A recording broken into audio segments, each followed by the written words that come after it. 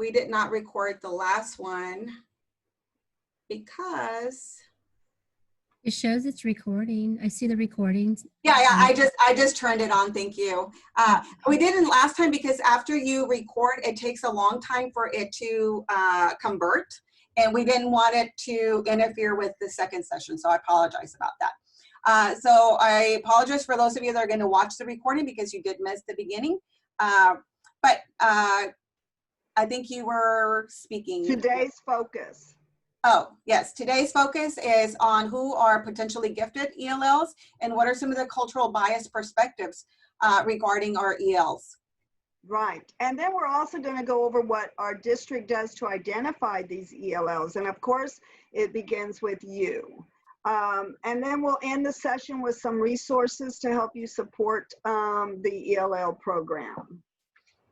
So keep an open mind as we cultivate the gifts and talents of our ELL learners. So we talked a little bit about ourselves, and because of time limitation, we're just going to play a real quick activity called Describe Me. Okay, so you're going to listen to a statement, and if it pertains to you, you're going to give us thumbs up or raise your hand. Hopefully if your camera is off, you can turn it on. I'm pretty sure we're all dressed appropriate, and we can do that. Okay, so I'm gonna stop sharing this. And so raise your hand if you had some form of caffeine this morning. Good. Hands down. Raise your hand if you are a general education teacher. Oh, okay. Okay. Give us thumbs up if you're a teacher of GT students. So if you're Northside, it might be a Mac GT teacher. Okay. Okay, we have several. Raise your hand or give us thumbs up if you are a quick learner and you just need very little practice when acquiring a new skill. It depends on what it is. Cooking, no. Pretty much everything else, yes, I'm good. Raise your hand if you are a GT coordinator, because we have some people from out of the district. And does anyone here know a second language? Raise your hand if you know a second language. Nice. How about a third language? Anybody in this session know a third language? Oh, okay. What is it? What do you speak? Rocio?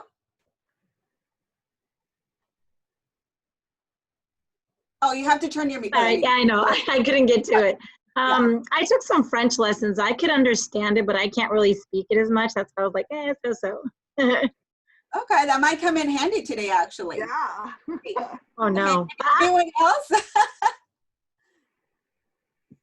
I am from the Philippines originally, so I speak 3 languages over there. Fantastic. Really? That's awesome.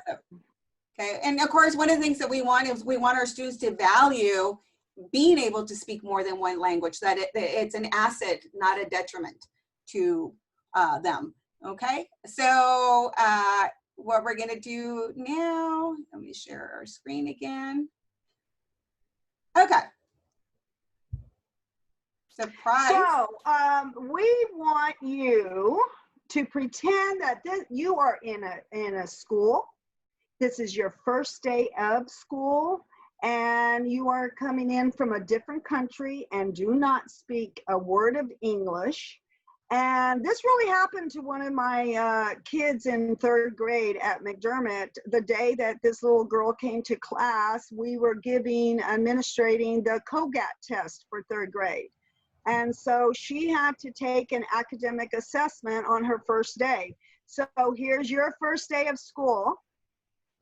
Okay, so actually, and of course, due to the nature of us doing a virtual presentation, we're actually going to do the assessment on Kahoot. But actually, this is your first day of school, not in America. You're going to be in a different country, and it's your first day of school. So what you're going to do on your phone or your device, because you don't have to interact with us necessarily right now, is you're going to go to www.kahoot.it and enter the game pin.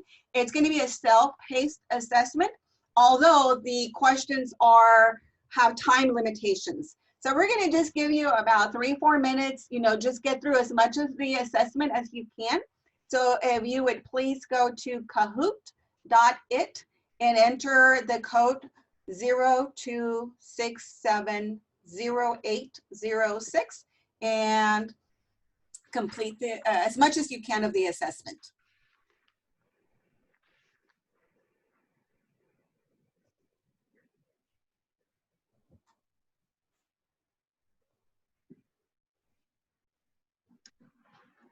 It's not letting me. I don't know why. It's saying like it's invalid or something. Oh, it's saying, okay, let me look at it, make sure it didn't log us out because we had another session. Let's see. It should still be valid till 5 o'clock. So let me just refresh the screen, make sure it didn't log me out. Sometimes it likes to, okay. Does it let you in now if you refresh? Let me see, players. We have some people playing. Can Yeah, I? but I know. I don't know why. Can I see the pin again? Where's the number? Yes, the PIN number, let me go right here. It's 02670806. Is there anyone else that's actually in the assessment? Okay, you let me in. Thank you. Awesome.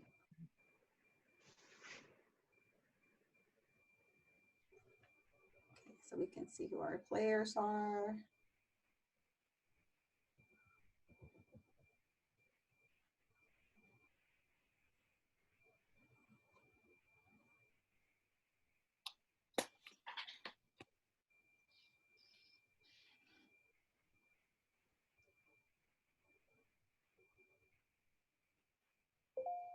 Don't feel bad. Our last session, our highest score was 44%. So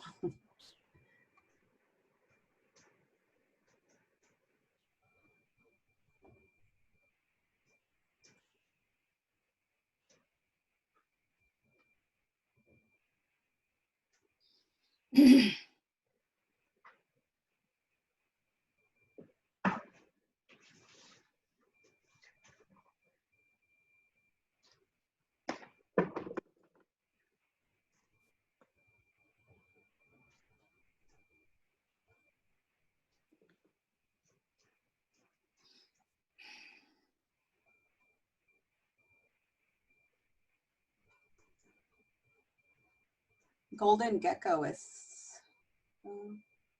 let's see, as far as points.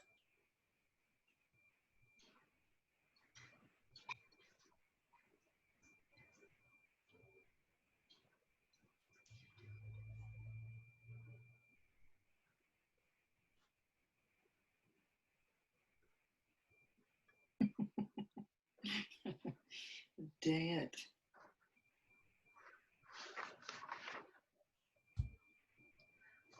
Okay, I think.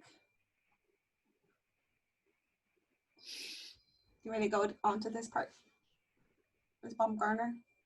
Yes. Are we ready? Okay. We're You're going to gonna move not on with done. Yeah. Go ahead.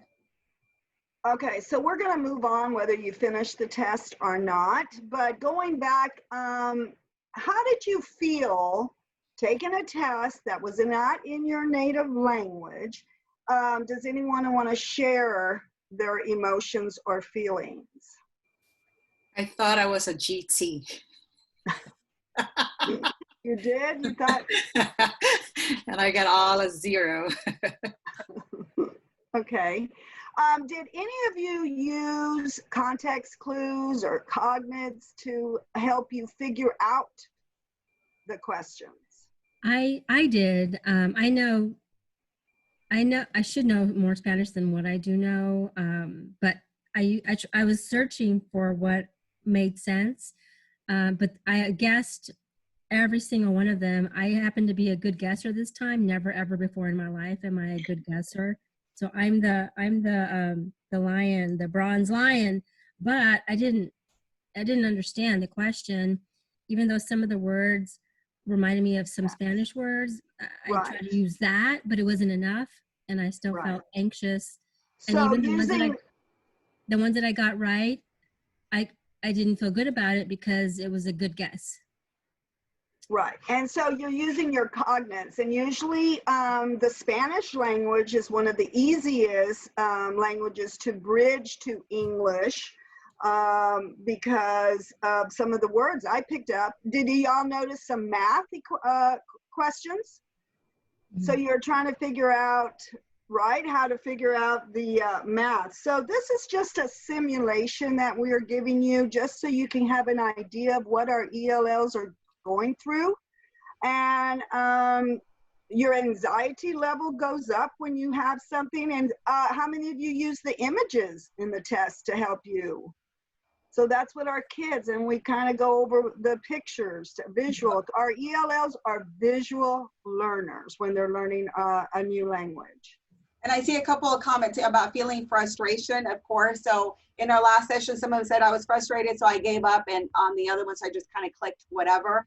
And I was telling them about a memory I have when I was very young in school. And we were actually given an assessment that was multiple choice. And I can't believe that that long ago we also had where you had to bubble in the answers.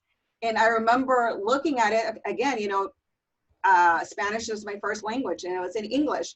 And I remember looking at it and I was very active, had a very short attention span. So what I decided to do was to make the coolest pattern with all the bubbles. And I remember it's like, I just make the cool, but here's the thing that and that happened when I was very young, and I still remember, and I think now as a teacher, why didn't the teacher say something? Because it's very clear I had a really cool pattern, that it was not a true picture of what I know, but it was it showed you that I was creative. And I just, you know, I was very impressed with what I came up with. I don't think they were impressed, but it just kind of goes to show that we need to be more aware, you know, when we see those kids that are struggling, which actually leads us into our next video that we're gonna share a short video. Liz, you want to tell them about it? This video is called Immersion. And so I want you to notice what this little boy, his name is Moses, I believe, goes through in trying to fit in into his classroom. Okay.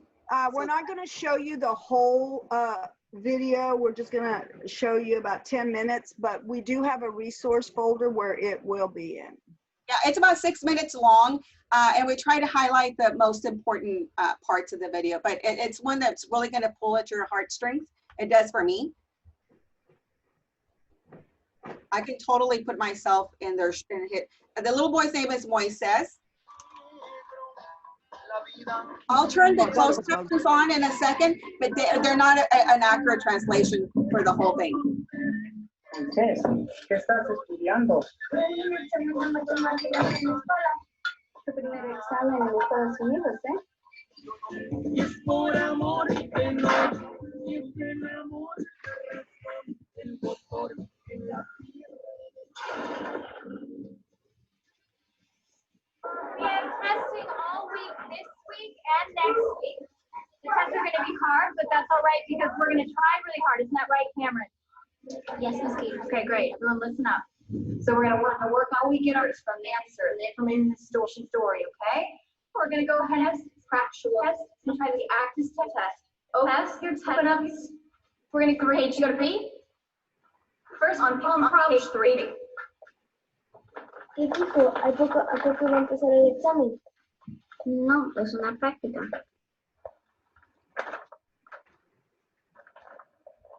We're going to take notes from the story and we're going to turn it into a math problem and we're going to walk through it together, okay?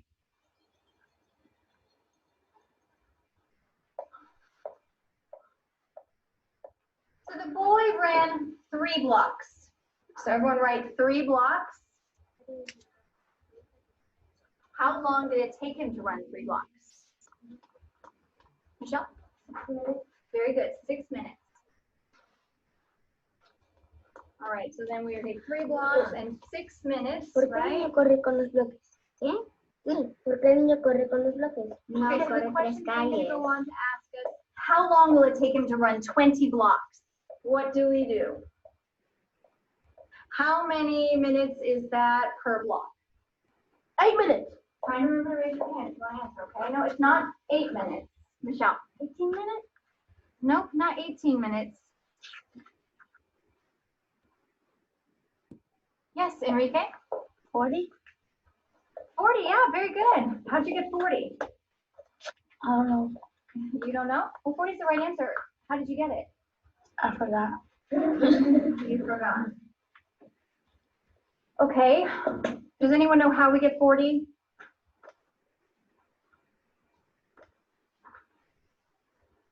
Yes, Moises.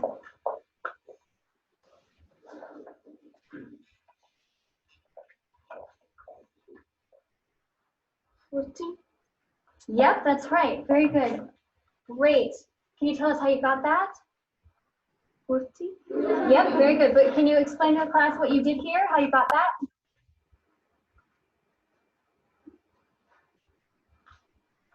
Okay, all right, you guys, settle down.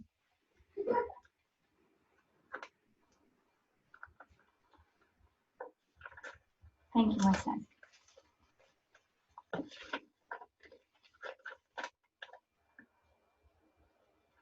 Can you help me, please?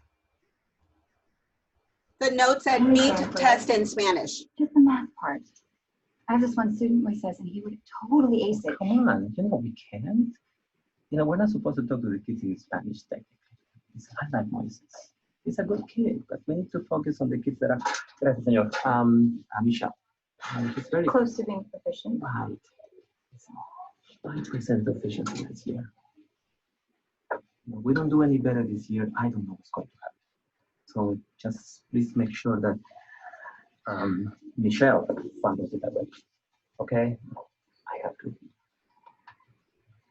¿Qué onda, carnal? ¿Ese es todo? Sí. Órale. Ese güey es un tonto. Debería estar estudiando como tú. Te aseguro que a la hora del examen no vas a saber ni siquiera la mitad de la matemática que tú sabes. ¿Sí?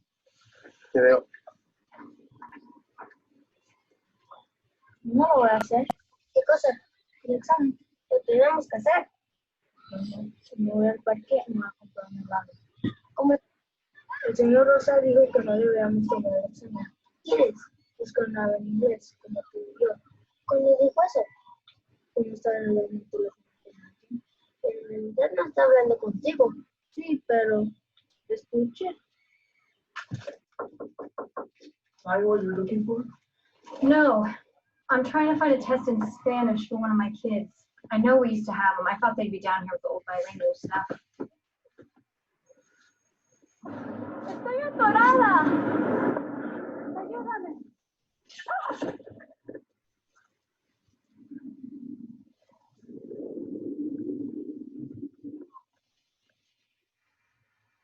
Lo siento, yo no voy a ir. Necesito hacer el examen. ¿Por qué si lo vas a fallar? Yo no sé.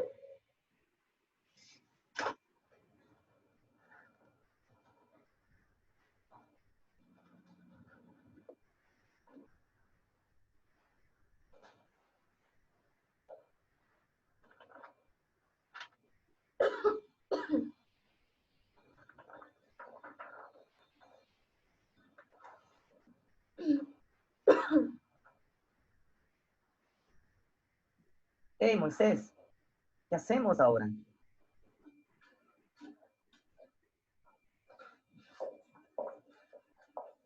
I'm sorry, Moises.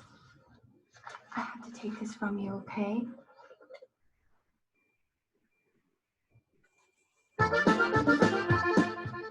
Si por amor soy. So, we liked showing this video. Immersion kind of gives you an idea of what our kids, our ELL students are going through when they have to take a test and what they're experiencing. So what do you think the school could have done differently to support the student? Anyone? What do you think the school could have done to help Moises? They could have given him some accommodations. Okay. Notice he had a dictionary. So now it has been TEA recommends that the students use a dictionary when they're taking the STAR test. Now, back in the day, they weren't able to. So that's an accommodation for them. What else? What other cultural biases do you think our students are experiencing when we're trying to identify ELLs for the GT program? Well, in many cases, the teachers not being familiarized with their background. Many students don't have a bilingual teacher, and not just in Texas, but in other states. Bilingual education doesn't exist. We're lucky here in Texas that we do have so many bilingual programs and many great teachers for these students. I think it changes also as they grow or get into, upper grades where bilingual education is not as, I don't know, there's not that support. There's ESL, but not bilingual. And then bilingual is not just Spanish, we have students from other countries that speak different languages. Right. And we don't have those teachers for those students to give them that support. So a lot of the times it's the teacher's expectations or perceptions. And here this teacher really saw potential in this student and was trying to help and support him. Most of the time when we are identifying ELLs, it's male dominance. Our numbers in female identifications are very low. And so we as teachers need to look for those characteristics in our ELL population. And a lot of times in identifying, the breakdown occurs in our referral process. Teachers do not refer ELLs for GT because they feel like, well, they don't know the English language. So we need to change that. We need to, the district GT testing center is pushing for more identification of ELLs. And so hopefully this kind of gives you an awareness of what our kids are experiencing when they come to and sit in your classroom and have to take a test. And I think in this particular example, and it's so removed from what we experience in Northside, is clearly the student did not have the support from the district. So, earlier when we mentioned it starts with the teacher, but we also, have to work within a system. And I think that in Northside, we're pretty fortunate that they do seek to identify and to provide services for our English language learners. So hopefully we give you some resources at the end of the session that will help you in identifying potential GT ELLs. So now we're going back on Kahoot. So get your devices. We are going to do this together though. This is, we're going to read the answer, the question, and you will submit your answer, and then we'll have a small, quick discussion about it. Okay. The number is 675-375. So what does it mean to say that someone knows the language? Everyone probably has some intuitive idea of how to answer these questions. Adults who are unfamiliar with the research in this field often have many misconceptions about language learning. So when a child is learning a language, some of these misconceptions occur. And so we're going to find out how well you know what these misconceptions are by answering these questions, and then we'll have a discussion. Okay, we'll get a couple more players sign up, and I think even when we start, it'll give you the code. So if you log on a little bit after, it's okay. I don't know how many people were logged in. We have about 14 participants. Okay.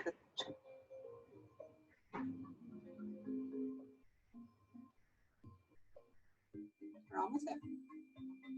One more. I'm loving the names. Let's see. Oh yeah, classy sloth.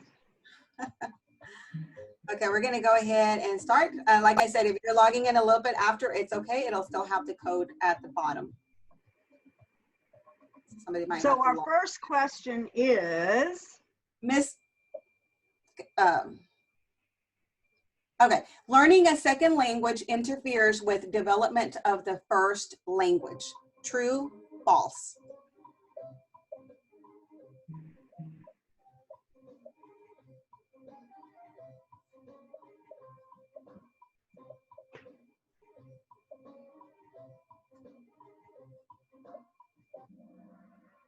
okay. So the answer is false. There is more than enough room in your brain for 2 or more languages. So expanding verbal abilities rather than stunting them, it will support our ELLs. Our next question is? And by the way, Amazon Possum is in the lead. Students should only learn English because it is the majority language in the United States. True, false?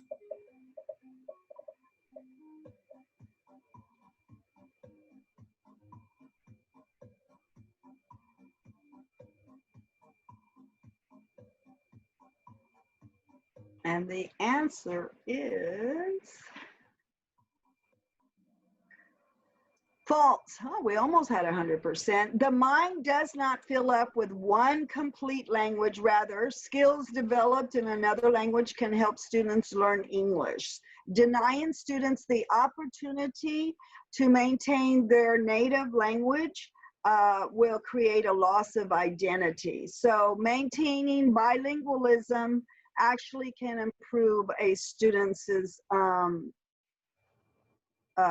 abilities. And actually we had 100%. Somebody accidentally clicked the wrong color. So 100%. Oh, okay. Next. Possum. My screen is frozen. It doesn't give me it'll give me this, but it never gives me the option, and it just keeps, oh, now it gave me the option, but earlier it didn't give me the option. Oh, no. Sorry, mixing languages shows a lack of competence in either language. True or false?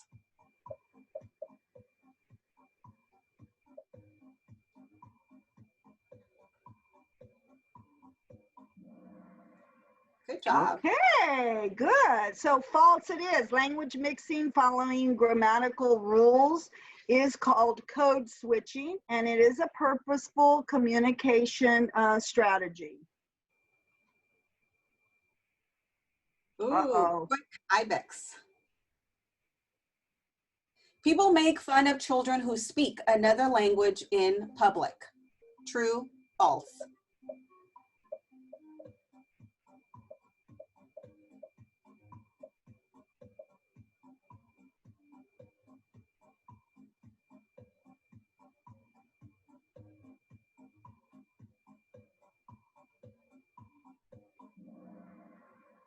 Okay, so the answer is true. Usually people who speak only one language are the ones that engage in this sort of behavior.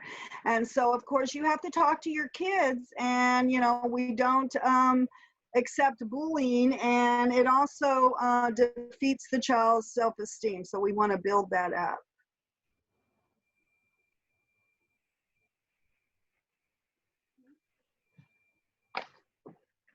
Hey, children should learn to read in English before they learn another language. True, false, depends.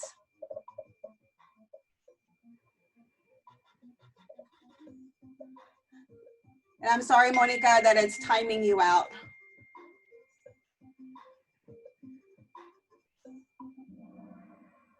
Okay, and it depends was the correct answer here. Children most commonly learn to read in one language before the other, although some children do learn both languages simultaneously.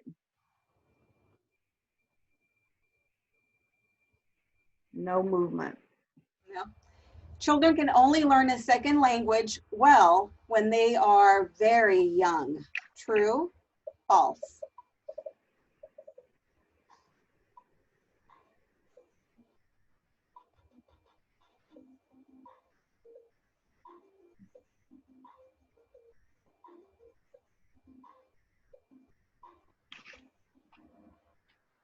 Good job.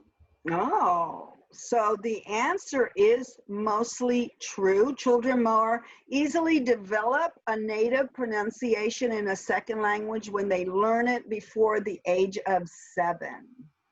And then this, just like last time, Liz, we like to see the glass half full, is no one got this one correct. No. Last time I we thought know. everyone got it correct, and we're like, wait, no, it's not. It's the opposite. That's why a lot of programs start at the very early ages, because you do acquire a language easier at an early age. And our last one.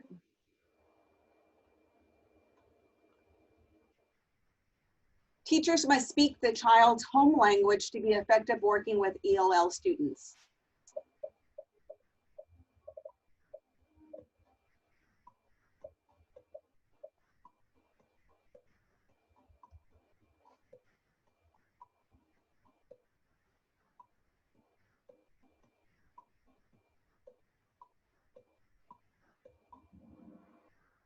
Okay, and it is false. It is helpful if you do speak the child's language, but it is not necessary. And we do have a lot of tools that will help you support your ELLs.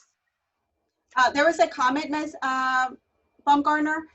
Somebody said, on their campus, it is an issue when the GT teacher is not bilingual. That you're right. I mean, that can be a difficult situation. However, I think that's where having the right person, someone who's willing to make connections with students, because obviously there's not one teacher in the entire district that can speak, you know, over 25 languages or, you know, whatever. We have many languages in Northside.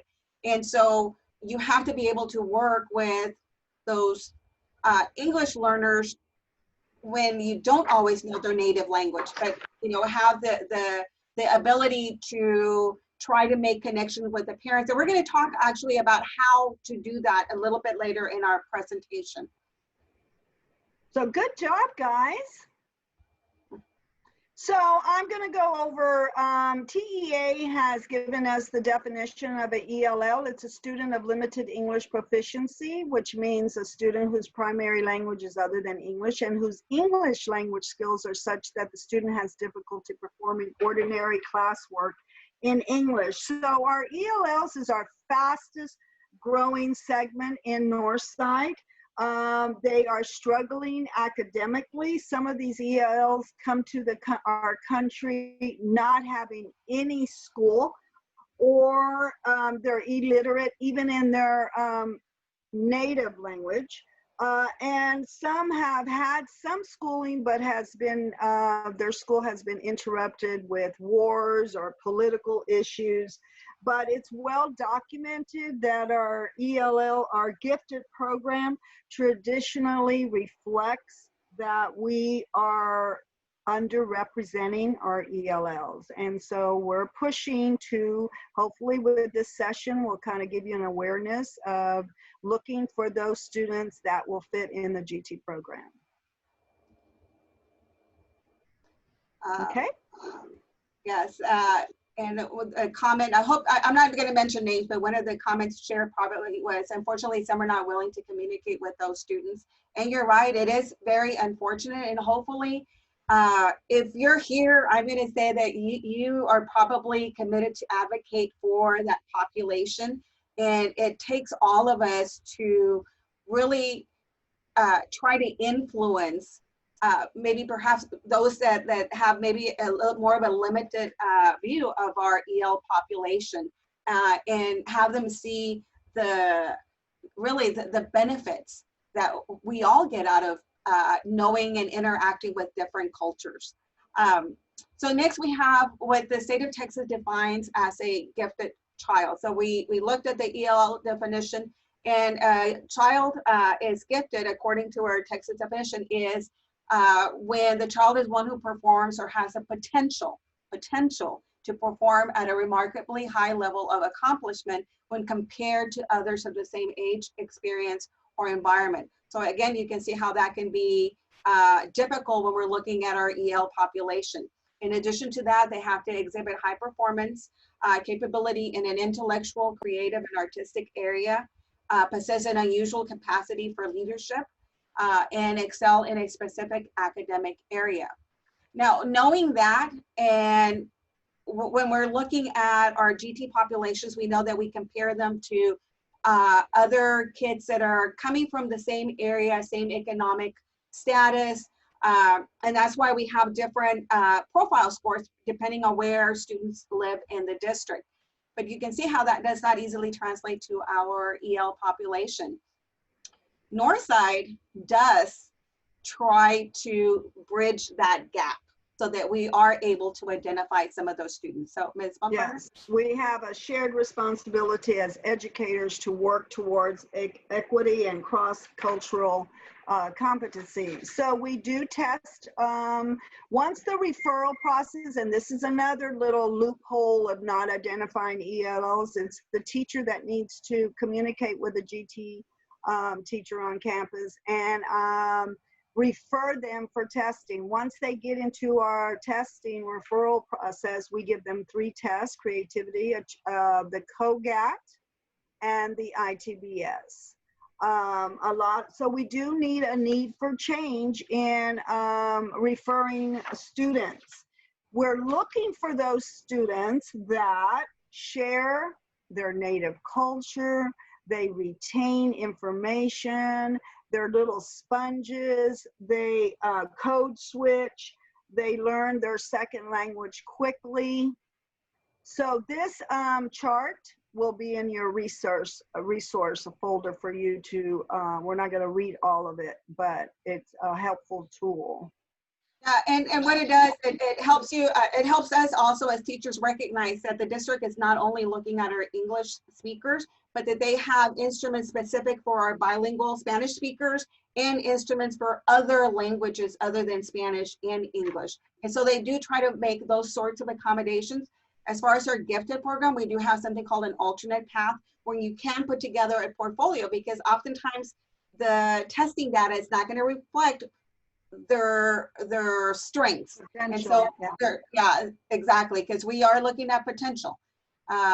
So this is another document in the resources that we shared with this session, and I think Mr. Daniel Perez is posting them wherever the EL Institute is, but we also at the very end will give you our email specifically, so if you can't find where he shared our resources, we can send you all of the PDFs, because there's a bunch of them.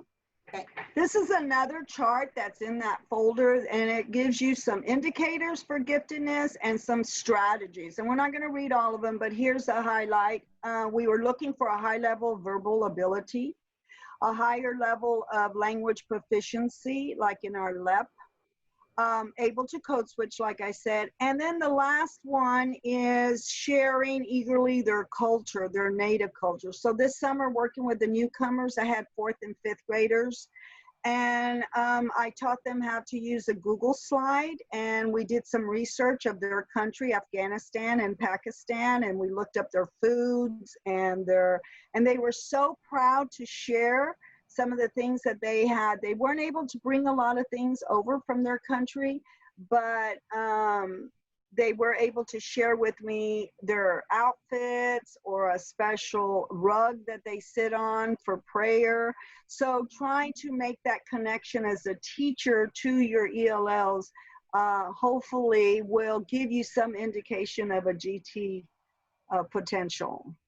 And also, just a quick funny story from when I taught at another campus. It was an ESL campus. And, you know, of course, as a teacher, you have to maintain an open mind and be willing to explain situations that are not appropriate in America without making them feel, you know, bad about it, because it's not that they're doing it on purpose. They just don't understand. So I had a little boy, and he had a very long name. He came from Poland.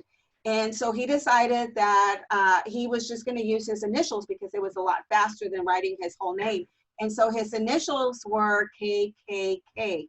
And so he was a little first grader, so I had to like pull him aside and, you know, and the best way that I could try to explain to him how that in America is not appropriate. And of course, he had no idea that that would be not a good thing in the United States. And so I'm pretty sure he's probably fully grown now, and I'm sure he does not go by all of his initials now. Lesson learned. Okay.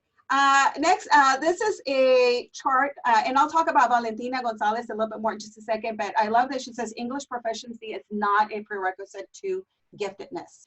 So oftentimes our teachers are hesitant to nominate our ELs because they don't speak English, but yet they recognize that they're picking up everything so fast.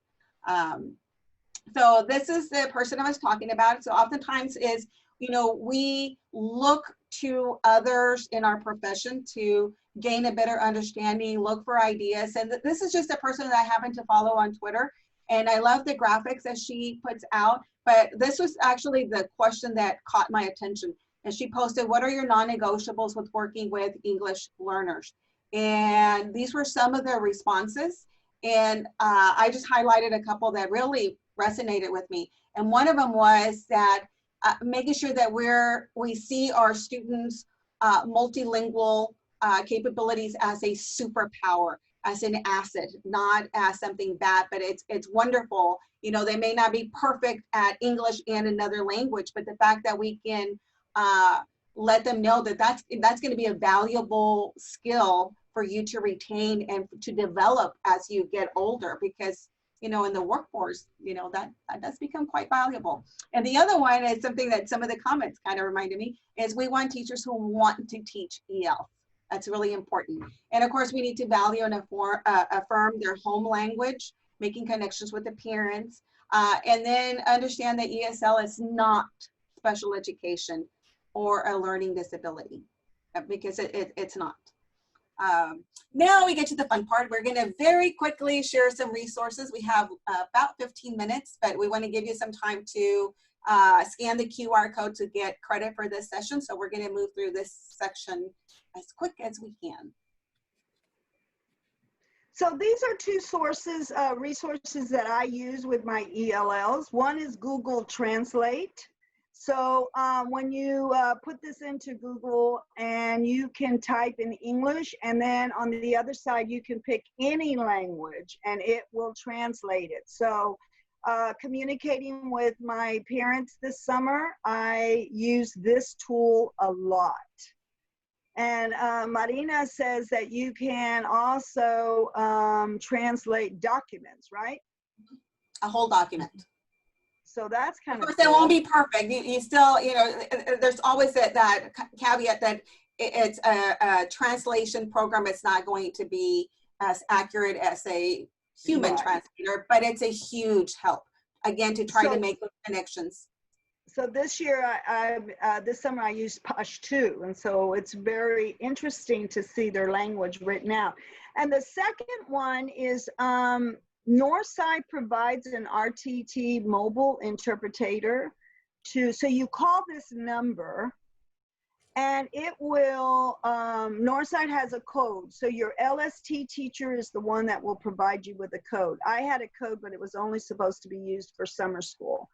I called this number, I tell them what language I am looking for, Pashto, and they connect me, and it's a three-way phone conversation with the parent. So I'm telling them school starts on, you know, July 6th, please have your child connect on Zoom, and he will explain that. He repeats exactly what I'm saying, and he stayed with me with all my 10 students that I needed to call, and it was a very helpful tool.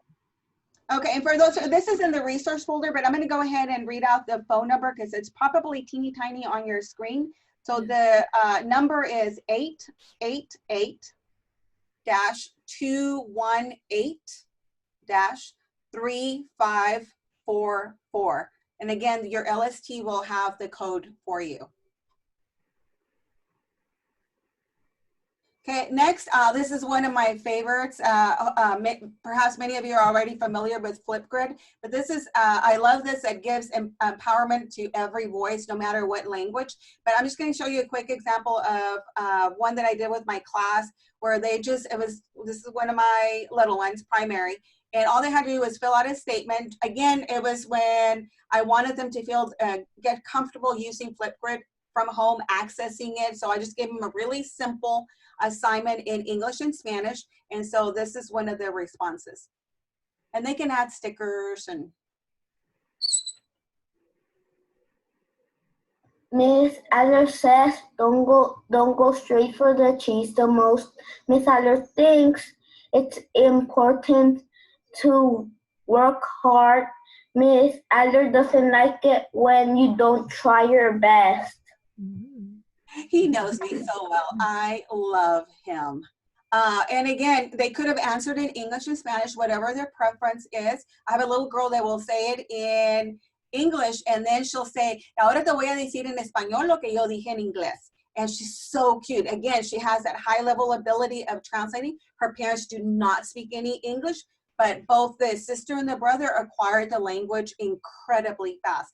Flipgrid, they can add stickers, they can pixelate themselves. So as they develop more of a comfort level in front of the camera, at the end, it lets them put a silly hat on, glasses, whatever they want. And it just, if I assign something on Flipgrid, I get like 100% participation.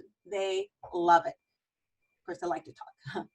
Okay, here's another resource. So this is another resource we use with our gifted kids, but I kind of water it down with my ELLs. So it's a visual, and it's getting my kids to talk. So I will give them a STEM sentence called ICA, and then they have to describe the items, and I ask them questions. This is Sly Lock Fox. You can purchase this, we got it through Amazon. The story that fits the picture is a little bit difficult for my ELLs, but it's just getting them, what kind of questions do you have looking at this picture, and what do you wonder? And so it's just getting them to speak because they need that practice. Okay, and it works really well with the gifted population. Again, oftentimes I'll crop the words out and they have to develop what they think is happening in the story or ask questions. Here's another one. So Teachers Pay Teachers, I found this years ago, and I have made colored copies for my kids in the classroom. But this year I just sent it to them through Google Classroom as a tool. But I have a booklet of it in my kids to use. And what they do is I'll do a black and white for them to take home. And they see the English pictures because they're visual learners. And they will go and put their native language by that. So like this summer, my kids were doing Pashto. So all of the items here were in Pashto, and it helps them pick up the identification of items, colors, shapes, numbers, body parts. Very helpful tool. And again, going back to celebrating our culture and differences, this is another activity it's great to do at the beginning of the year to get to know where your students are coming from, and again, to validate. And so this is a app on Google Chrome. So it's the same place where you access your Google Classroom, your slides, and the icon looks like this, just like Earth. And so let me just show you how you can literally do this in seconds. So I'm going to go back as I was showing this to my previous group.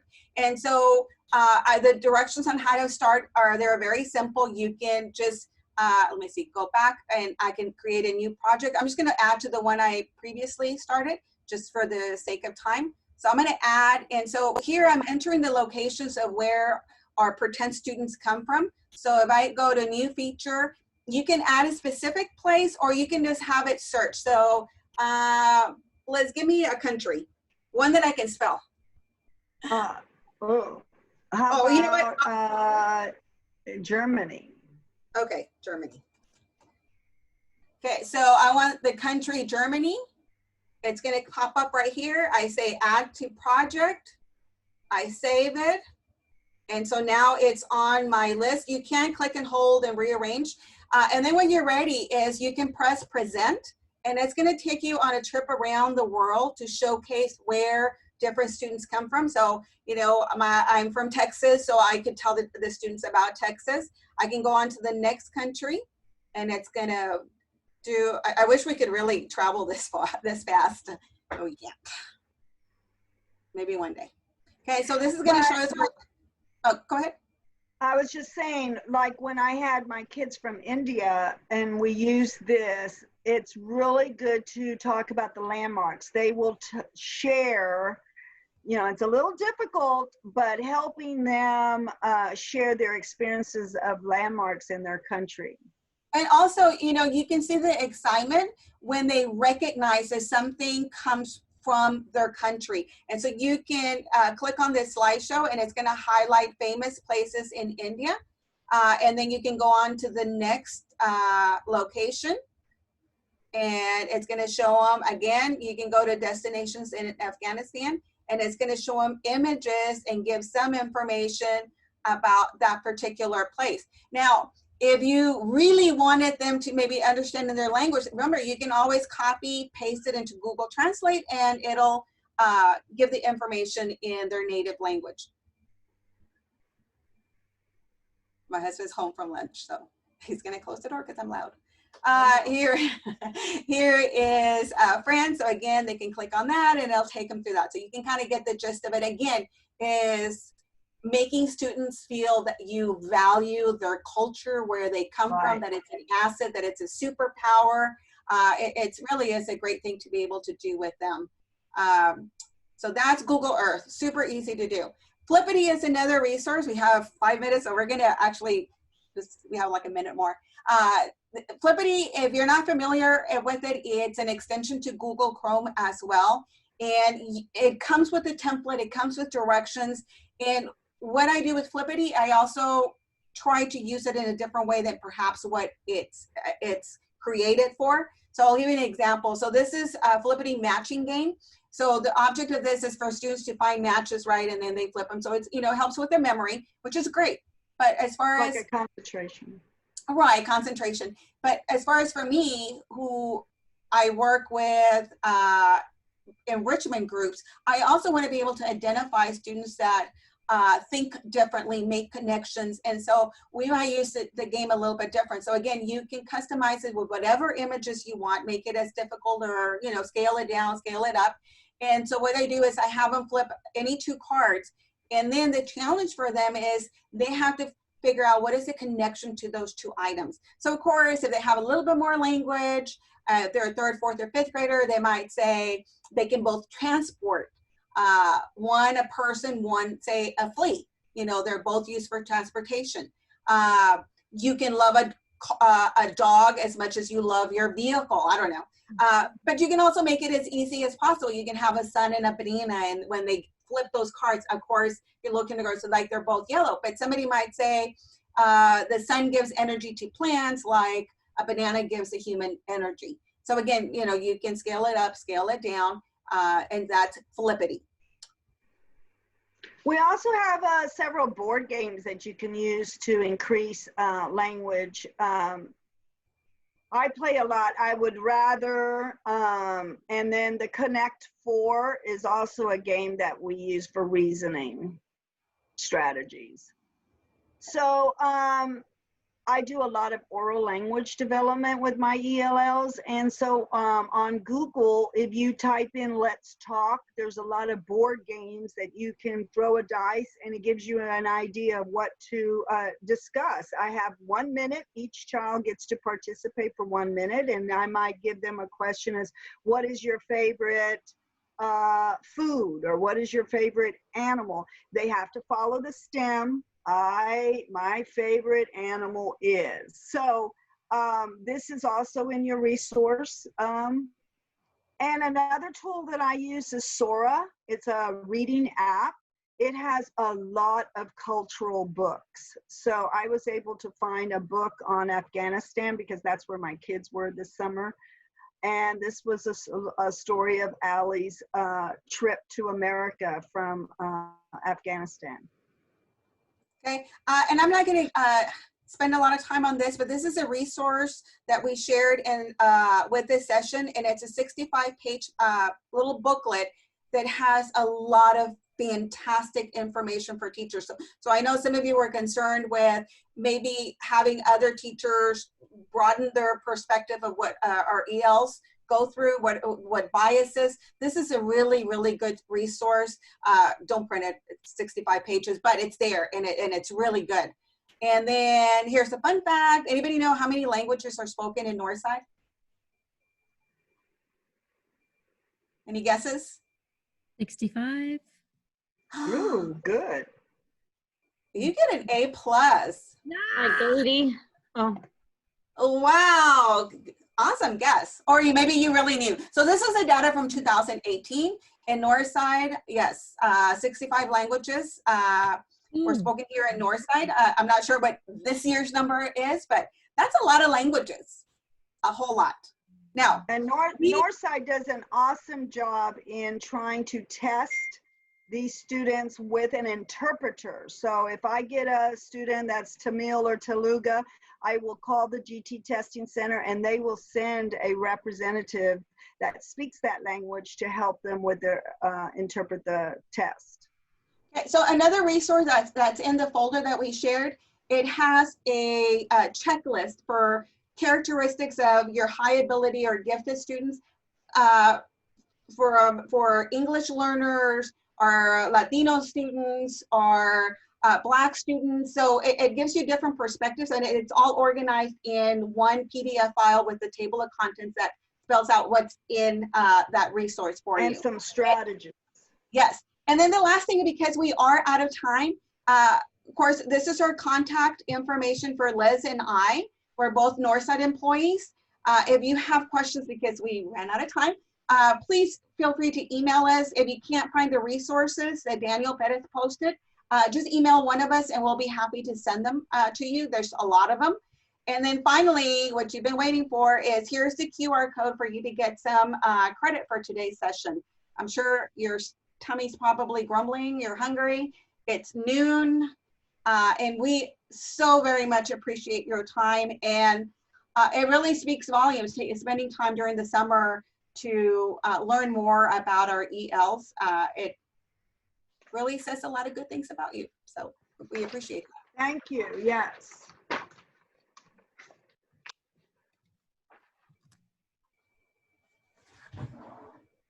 And thank you for being advocates of identifying ELLs for our GT, because we are underrepresented in our population.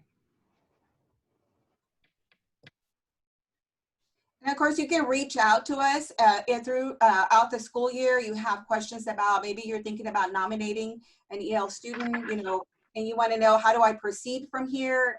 Please reach out to us.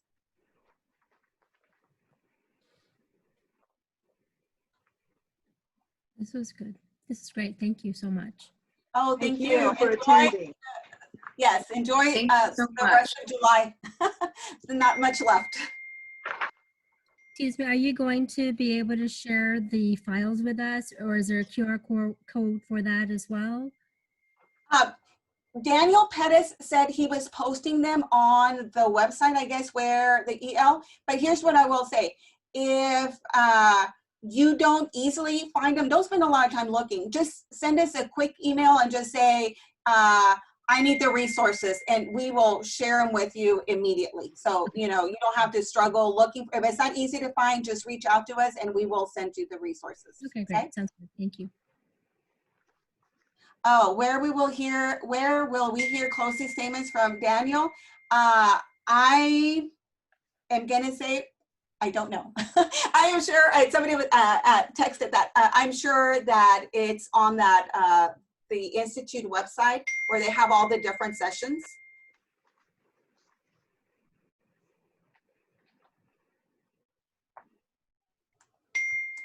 I'm sorry about the dinging. Oh my gosh. I put it on Do Not Disturb on airplane mode, and the text messages still come through. Help, I don't know what to do. Okay, there. Still. All right, is everyone okay with the QR code? Any problems? Good. Okay, I'll leave it Thank up. you, guys. Thank you. Goodbye. Thank you. Bye. Thank you, everyone. Have a good Enjoy one. the rest of your day. You too. Thank you. Bye.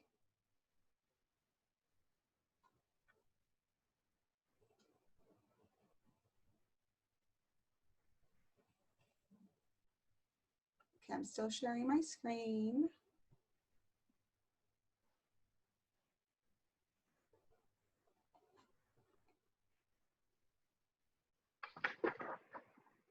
And then if Melba or Mr. Lotta, if you need any help, please just let us know.